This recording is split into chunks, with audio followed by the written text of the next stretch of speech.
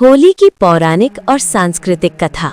नमस्कार प्रिय श्रोताओं, आज मैं आपको सुनाने जा रही हूँ रंगों के पावन पर्व होली की अद्भुत और प्रेरणादायक कहानी।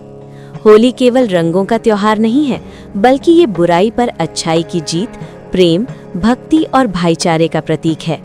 इस पर्व के पीछे एक अत्यंत प्रसिद्ध पौराणिक कथा जुड़ी हुई है, प्रहलाद, हिरण्यकश्यप और होलिका की कथा।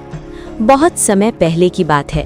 एक शक्तिशाली असुर राजा था, हिरण्यकश्यप। उसने कठोर तपस्या करके भगवान से वरदान प्राप्त किया था कि न वो किसी मनुष्य से मरेगा, न पशु से, न दिन में न रात में, न घर के अंदर न बाहर। इस वरदान के कारण वो अत्यंत घमंडी और अत्याचारी बन गया। उसने अपने राज्य में आदेश दे दिया कि कोई भी भगवान की पूजा नहीं करेगा, सब केवल उसी की पूजा करेंगे। लेकिन उसके अपने ही पुत्र प्रहलाद भगवान विष्णु के परम भक्त थे। प्रहलाद की अटूट भक्ति। छोटे से बालक प्रहलाद के हृदय में केवल भगवान का नाम बसता था। वो हर समय नारायण नारायण का जाप करता रहता। जब हिरण्यकश्यप को ये पता चला तो वो क्रोधित हो उठा। उसने अपने पुत्र को समझाने की बहुत कोशिश की, परंतु प्रहलाद ने कहा, पिताश्री, सच्चा ईश्वर तो भगवान विष्णु है, मैं उन्हीं की भक्ति करूंगा। ये सुनकर हिरण्यकश्यप का क्रोध और बढ़ गया। हिरण्यकश्यप ने प्रहलाद को कई प्रकार की यातनाएं दी।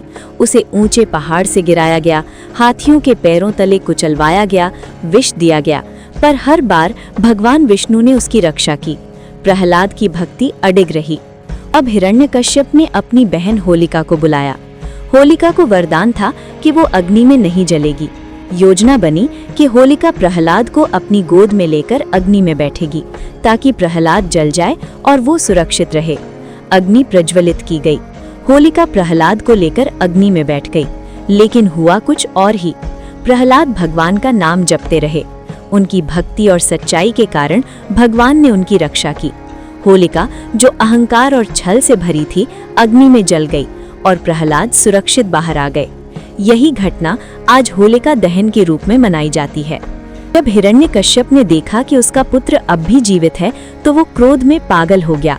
उसने प्रहलाद से पूछा, तुम्हारा भगवान कहाँ है? प्रहलाद ने शांत भाव से कहा, भगवान हर जगह है। हिरण्यकश्यप ने महल के एक स्तंभ की ओर इशारा करते हुए पूछा, क्या वो इसमें भी है? प्रहलाद ने कहा, हाँ। क्रोधित होकर हिरण्यकश्यप ने स्तंभ पर प्रहार किया। तभी उस स्तंभ से प्रकट हुए भगवान का अद्भुत रूप नरसिंह। नरसिंह आधे मनुष्य और आधे सिंह के रूप में थे। उन्होंने संध्या समय, यानी न दिन न रात, महल के द्वार की चौखट पर, यानी न अंदर न बाहर, अपनी गोद में रखकर हिरण्यकश्यप का वध किया। इस प्रकार भगवान ने अपने भक्त की रक्षा की और अहंकार का अंत किया। अगले दिन लोगों ने खुशी में रंग खेलकर उत्सव मनाया। धीरे धीरे ये परंपरा पूरे भारत में फैल गई। आज भी होली के दिन लोग एक दूसरे को रंग लगाकर गले मिलते हैं, पुरानी दुश्मनी भूलते हैं और प्रेम और भाईचारे का संदेश देते हैं। होली हमें सिखाती है, सच्चाई और भक्ति की हमेशा जीत होती है। अहंकार और बुराई का अंत निश्चित है। प्रेम और एकता ही जीवन का सच्चा रंग है। भारत के विभिन्न हिस्सों में होली अलग अलग तरीकों से मनाई जाती है, जैसे मथुरा और वृंदावन की लठमार होली, जो भगवान कृष्ण की लीलाओं से जुड़ी मानी जाती है। होली हमें केवल रंगों से नहीं, बल्कि अपने हृदय को भी प्रेम और भक्ति से रंगने का संदेश देती है। जब भी हम होलिका दहन की अग्नि देखें, तो अपने भीतर के अहंकार, ईर्ष्या और बुराई को भी उसी अग्नि में समर्पित कर दें।